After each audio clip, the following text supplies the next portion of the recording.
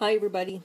Judy McKenzie, your transformational mindset coach.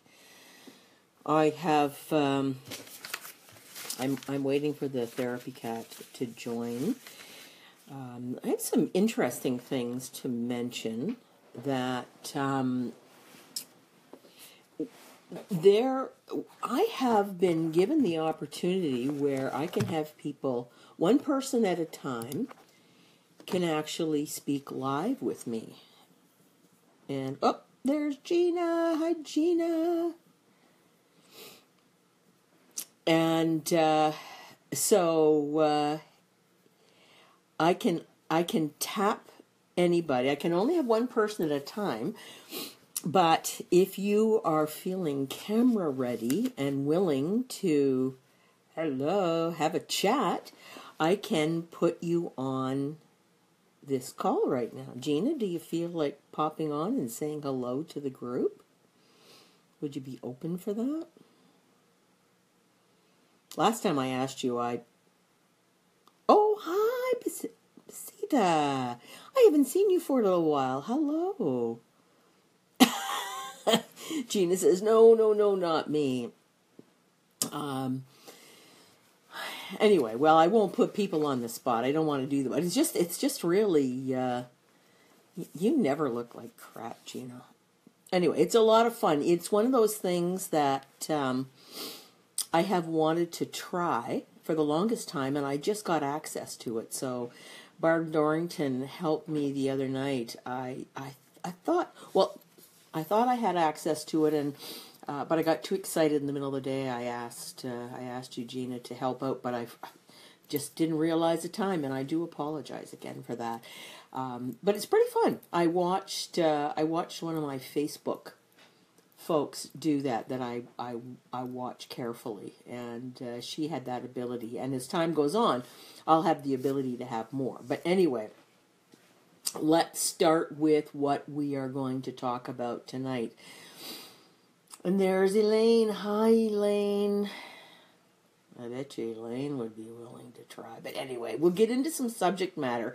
And if you have something that you would like to share with us, let me know, and I can tap onto you, and you can actually be live with me and be able to talk back and forth. So anyway, but let's not. I'm just itching to try that feature.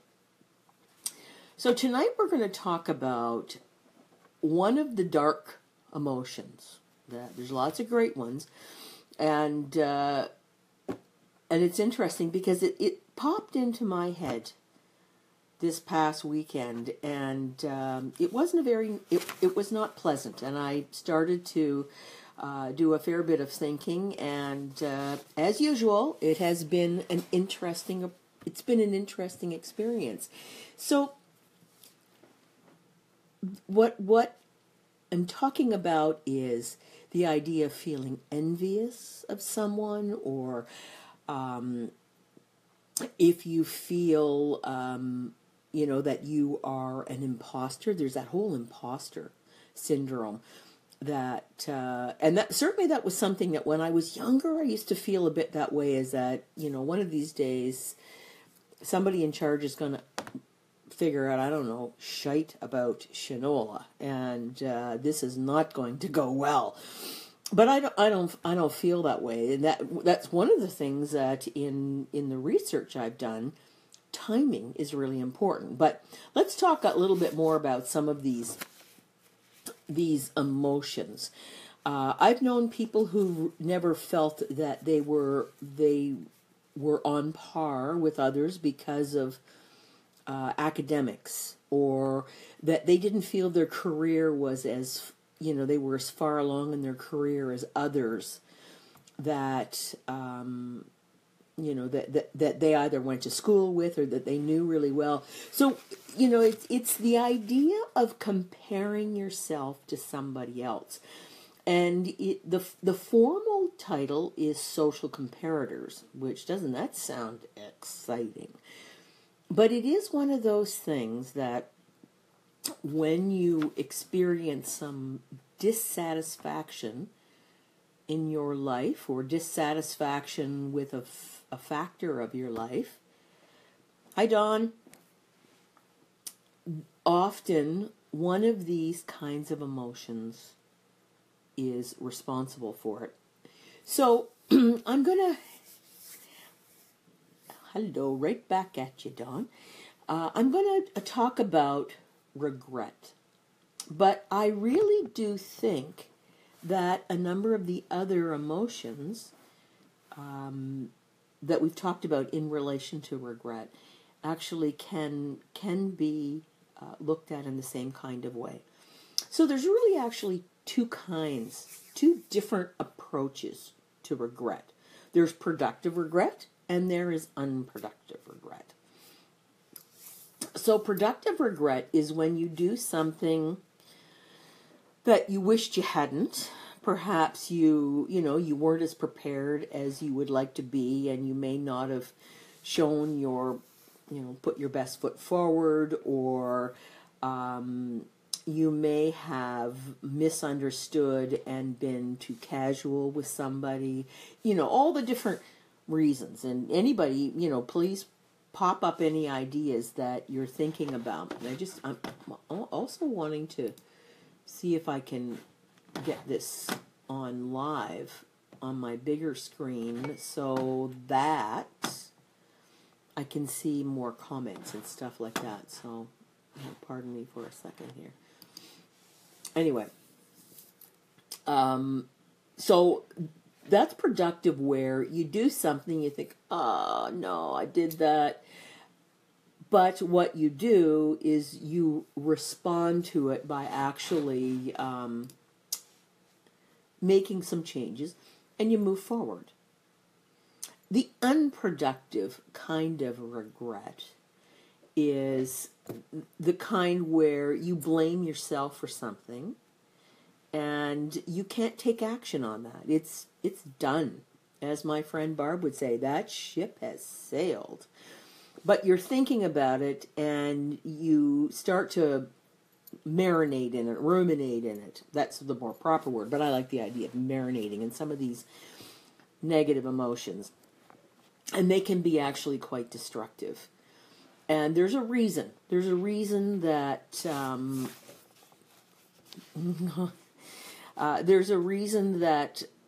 that we get into the unproductive kind, and that's what I was experiencing a little bit this weekend. And so anyway, so I take it that others have experienced this kind of unproductive regret that, just kind of sits like a brick. Where do you feel if you have any regret or you wished you hadn't done something, where do you feel it? I feel mine literally in my gut.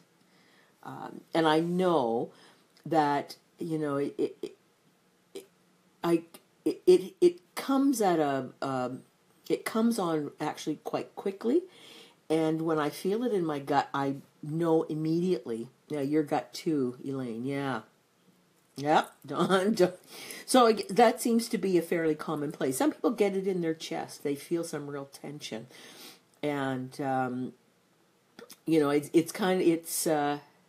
you're a gut girl too, are you, Gina?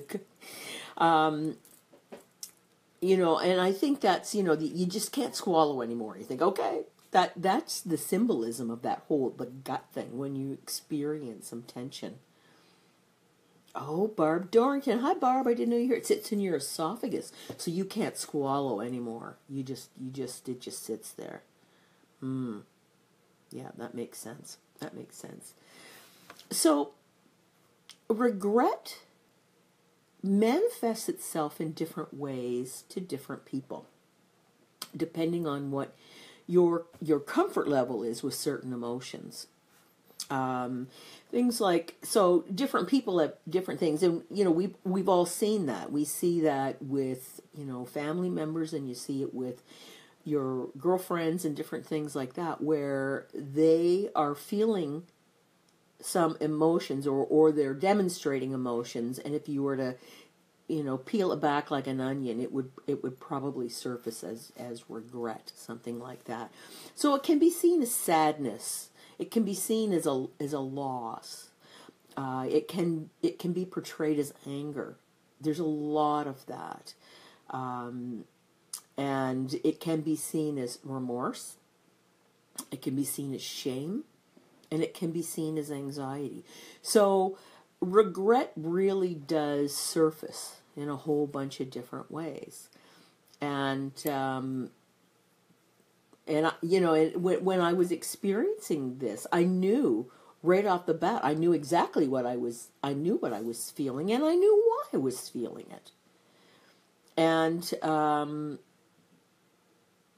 and so I'm gonna share with you as we go on through the session what I did with it, aside from do a ton of research, and knew that I needed to talk about it because I know I'm not that, well, I'm unusual, but I'm not that unique in that what I experience is not a whole lot different than what others.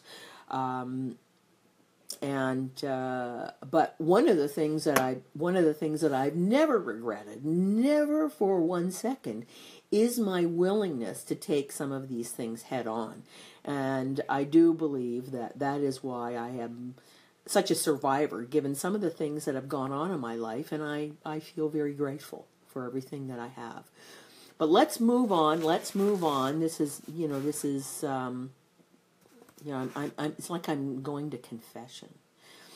So, the origins of regret. Thanks for the thumbs up. Yeah, my confessors, my mindfulness and everyday living group, my confessors.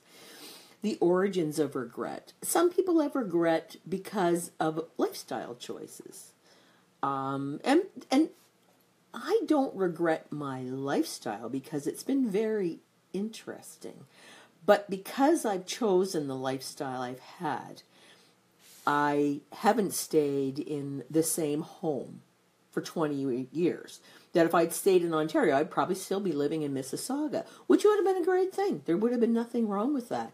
And there's a whole way of life around that. But I didn't choose that path. I chose to move all over the place. I've moved, to a number of different cities, different homes, and I like a lot of variety in my life. I like to mix it up. And so I chose a lifestyle. So that's where mine was in some lifestyle stuff.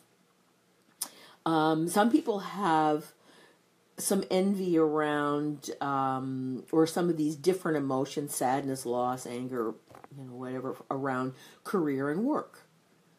That, I knew of a woman that I worked with who did not make time for children in her life. She was very career-oriented, and I ran across a lot of those kind of women.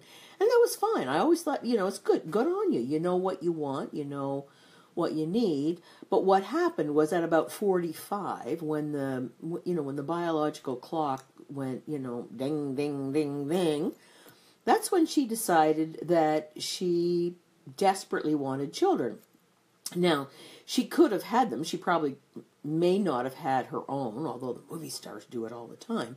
But you can adopt, you can do all kinds of different things. But that was a major regret of hers, that she didn't take the time when she was younger to have children. And that's kind of a lifestyle, a career. They all kind of link in between. But that's one of those, unless you decide you want, to do something about it, like adopt or do something, it could be a very unproductive emotion, because there's that you can't get that time back. You can't turn back your biological clock. You can't get to be 29 again. Who the hell would want to do that anyway? But you can't. So the other one is, and there was my notes is about children. That's a huge thing where some people they'll have one child and they'll be very happy with that, and then as they get older, they go, oh, I wished I'd had a couple. Sometimes it's the grass is always greener on the other side. There's an element of that, and we'll talk a bit more about that. Marriage is a huge one for a number of folks that They may have married, I married once, I didn't make my best choice. I married a second time, and I made a much better choice. And but I don't have any regrets about that. I got an amazing kid out of the deal, and which I wasn't able to have anymore after that. So I am so thankful for that. Education is another big thing. I've known all kinds of folks who've gone back and done graduate degrees because they just needed to know that they could do it. It was something that was bugging them for the longest time. And I almost did a PhD for that very reason, that I had set a goal for myself when I was a very young woman that I wanted a PhD. And after working my buns off and applied and got accepted, and then I got talked out of it by I got some really good advice, and I made my own decision, and I've never regretted it. But education is a huge, and when I was making my decision about doing the PhD, I was talking with a whole bunch of PhDs, and they were all American. And I was at a leadership conference, and there was all these PhDs that were there, and they regretted spending so much time in school because they had established themselves as something of a scholar, and that's not what they wanted to be known as. So they weren't getting really great experiences that someone that had a master's and an undergraduate would get, that you get to sort of, go up the chain, the learning curve, where when you have a PhD, you have spent so much time in school, you're expecting X amount of money, and then you get into some positions that are so very specialized that you don't get the broad range. And so anyway, so I was talking with a whole bunch of folks who their regret was they had too much education, that they hadn't done it a little bit differently. Who knew, eh? Who knew? So we say, okay, so what now? What now? What now? That's a big one. Before we get to the what now, a fairly significant factor in the emotion of regret or shame or envy or any of those kinds of things. I'm just going to use the word regret because that's, I think most people, that's something that everybody kind of understands, is that it really is, for the most part, impacted by where you are in your life. So when you're younger and you regret something, you've got lots of runway to figure it out and to do it differently.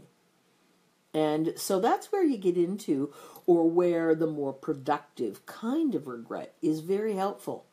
Because if you don't like your career path, you don't like your education path, you don't like your marriage path, you've got lots of time to have a do-over. Where when you start to get older, and I do not include myself in this, I want you to know that, because I am still at my prime, there is not as much opportunity to change things. So you have to move into the thumbs up, yeah. You have to move into a little bit more of acceptance. And, so the path kind of splits a wee bit when it comes to, how much runway you have to make changes. And that's a really important thing to think about. If you don't have a lot of runway, so I had a very, nomadic is probably a little strong, because I know people who've had nomadic lifestyles. And they're always up to really cool stuff.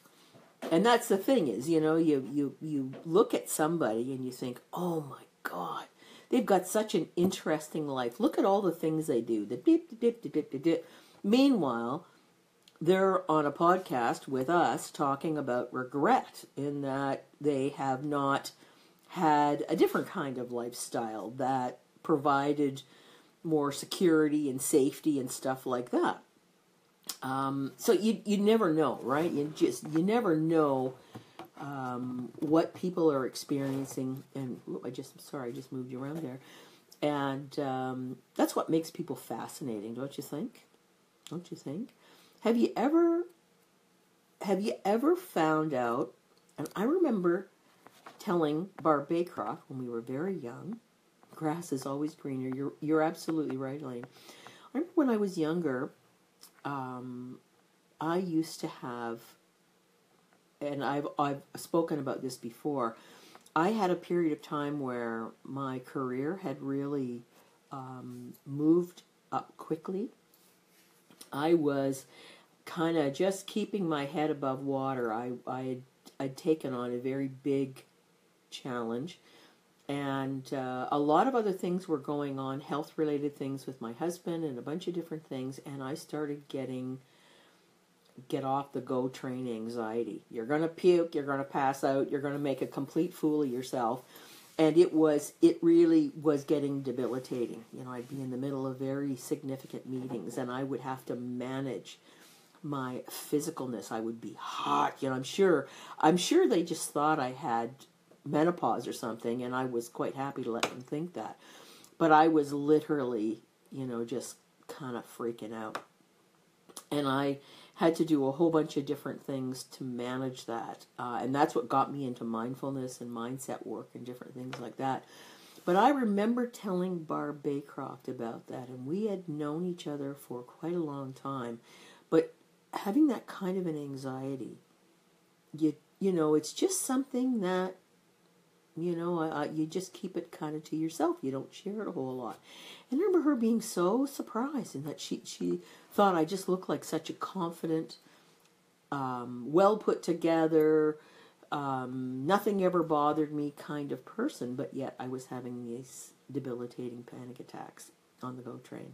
Well, in other places too. It wasn't just on the GO train, but that was the closed-in place. So everybody around us has their own issues. And but we see them through our lens of what we're analyzing in our own life, right? So then moving on beyond regret, is it possible to do that? Have a little drink here.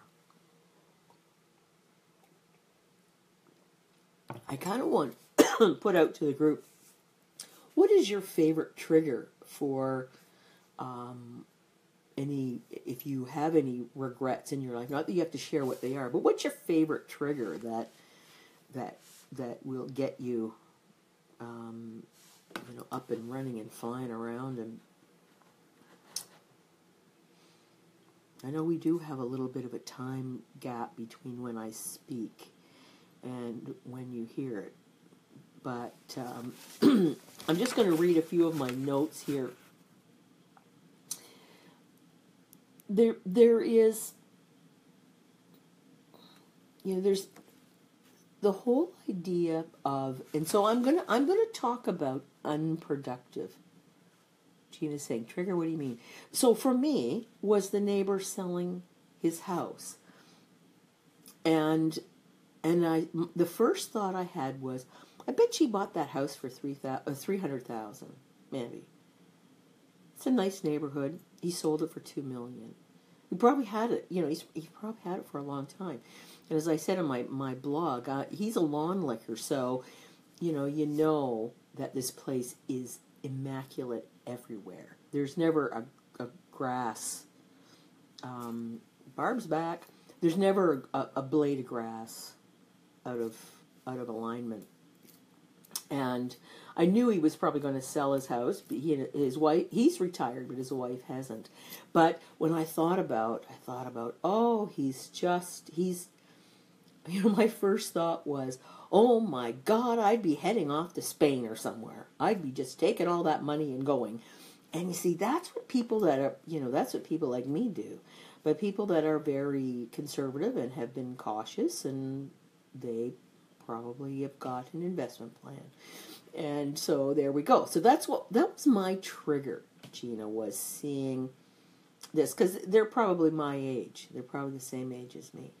And it's just we have very different lifestyles. And I chose not to have that kind of lifestyle. And so, there's no, the envy is mine, because I wouldn't have been as happy if I wasn't doing, I am who I am because of the lifestyle I've chosen. And I'm, for the most part, pretty happy with who I am. So, but I do have triggers to that. And that seems to be, and that's why I've been really personally working on, I've been doing a lot of journaling. I've been doing meditation on this unproductive negative emotion that,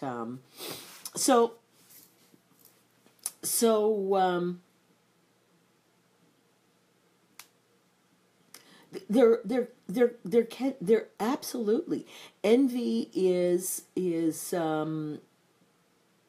Deb Dobson's joined. Hi, Deb.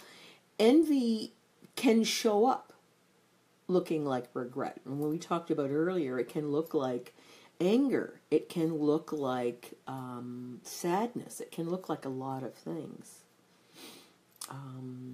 Switch streams. My triggers when I begin, I feel not in control. Are we ever really in control? My trigger is envy, seeing former colleagues be promoted. Though I'm delighted for them, I ask myself if it could have been me. And that's exactly it. That is exactly it, Elaine, that it is, envy,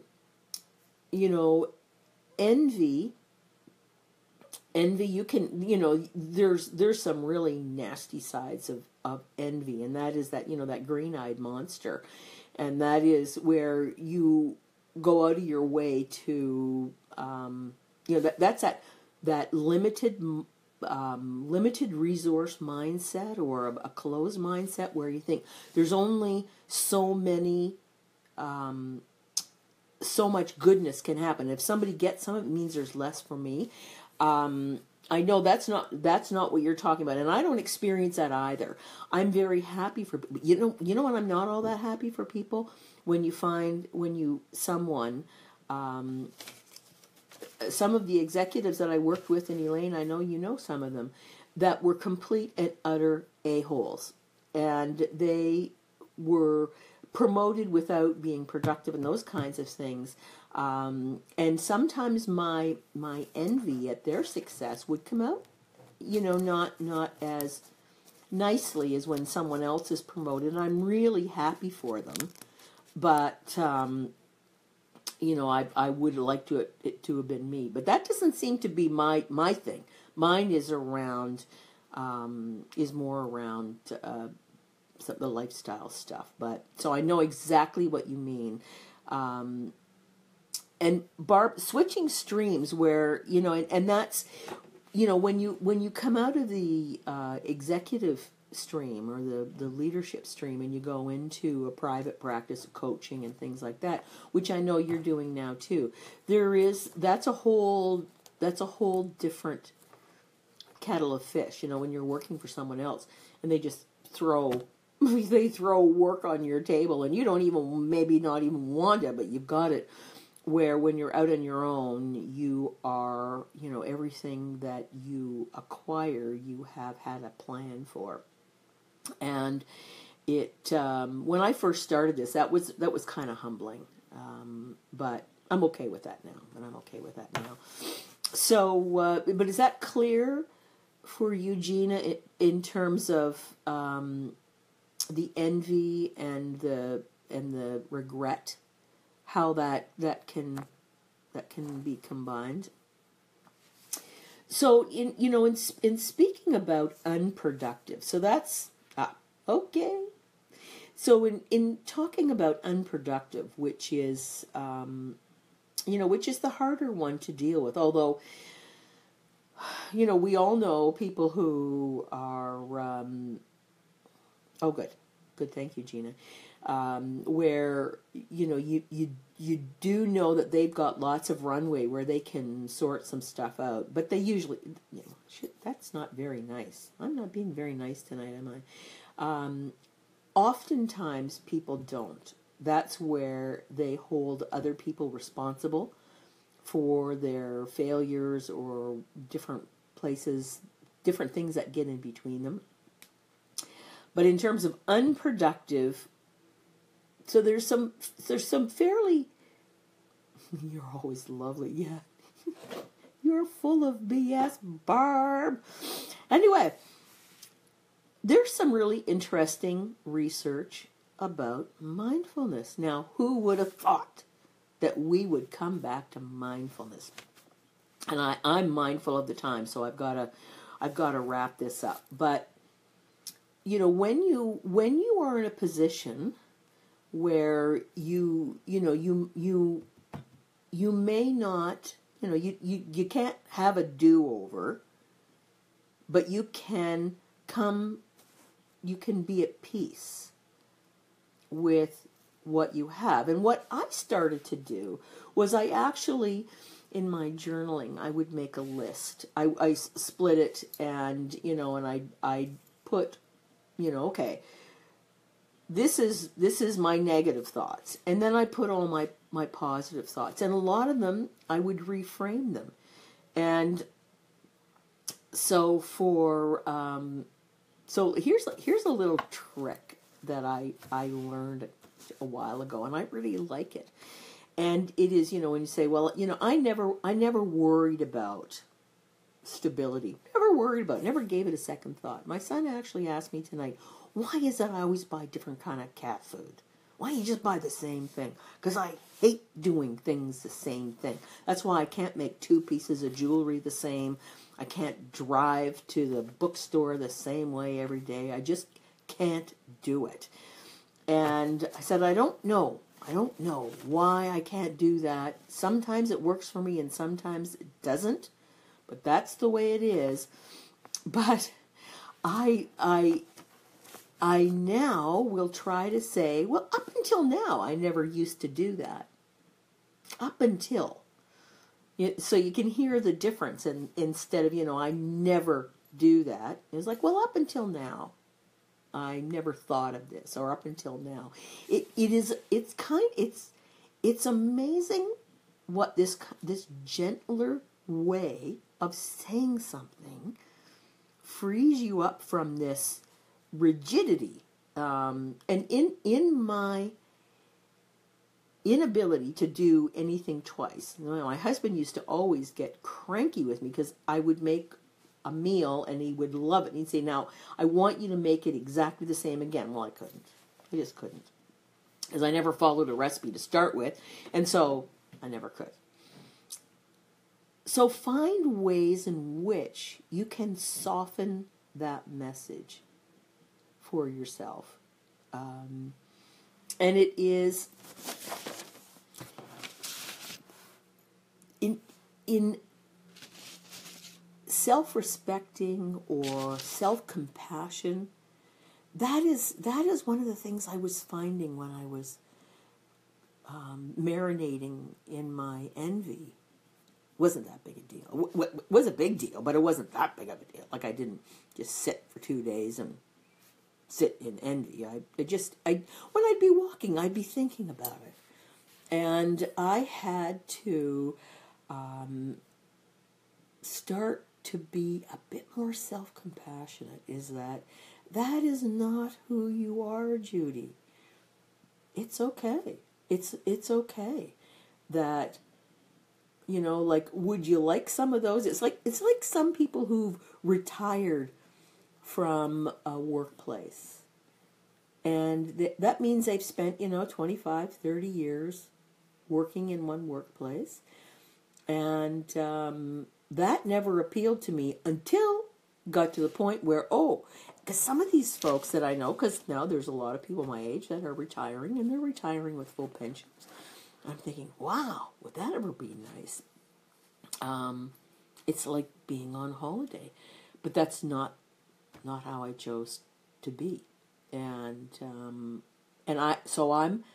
I'm having to appreciate with self-compassion about what I love about what I do, what I love about the interest I have in learning and moving forward and doing those kinds of things. And sometimes you need to have some self-forgiveness. There's a little bit of that too. And practicing daily affirmations. Do any of you do daily affirmations? I've started religiously. Well, I've restarted. Brock and I used to always do our gratitude chat at the end of the day. We would always ask each other what were 3 things that we were grateful for. And I've started to do that at night when I go to bed, and I just journal it, because that is a constant reminder of how to be thankful and grateful and just appreciative of all the wonderful things that go on. I have the most, as do many of you, I have the most wonderful little grandson. He just makes my heart go, and I would not trade that for anything, for absolutely anything. And I am so grateful for that. And so that's a large part, is that, I know the bulk of you women that are on this call very well. And I know that there's all kinds of really wonderful things going on in your life as well. So, the mindfulness, the idea of mindfulness and being able to meditate and manage your thoughts through, and I do 10 minutes twice a day, morning and evening. And when I was away in Connecticut, I wasn't doing it as much. You'd think I would do it a whole lot more, because I had more time. I wasn't working as hard as what I do here. But I wasn't doing it. I was kind of just doing different things. And I really felt it. I really felt that I wasn't as grounded. And the research is very, very clear about cortisol and adrenaline levels are reduced significantly after you meditate. And when you can bring yourself into that non-judgmental state, like a meditation. So when you have something floating through your mind, a trigger, you are more likely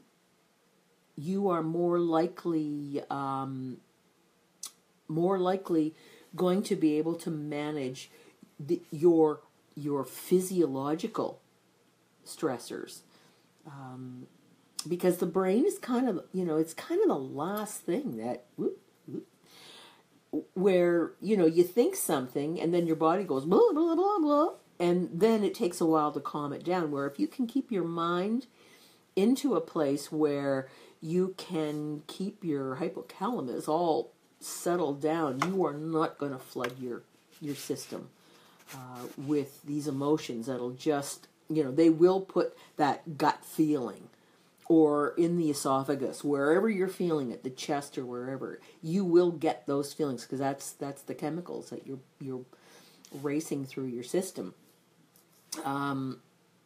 So, having regret or envy or those kinds of things, if you ruminate on them unproductively, you can really do some damage to your health through increased stress. And I think that's why we see a lot of senior citizens get very stressed, because they are very close to, they're running out of runway to make any changes, and that generation was not taught how to be compassionate to themselves. And our generation wasn't either, but we're into it now, and it is, we're making some progress. But it is one of those things that mindfulness is, it's a very powerful tool in your toolkit. The idea of living in the present and reducing your self-blame, reducing self-judgment, and all is well. All is well. So, ladies, I hope you found this chat. It's gone on a long time. I apologize for that. And so I have a quote to leave you with. The future depends on what you do today, not on what you did yesterday. All right. So thank you so much for joining me. And I will see you next Monday. Now, I'm lining up a wonderful gal who wrote a book, The Decision Making for Dummies. And this gal is brilliant. And she and I are going to likely do a Facebook Live, because now I can have her on live rather than just doing a video. And that's going to be fantastic. So we'll see you soon. Have a great week. Bye-bye.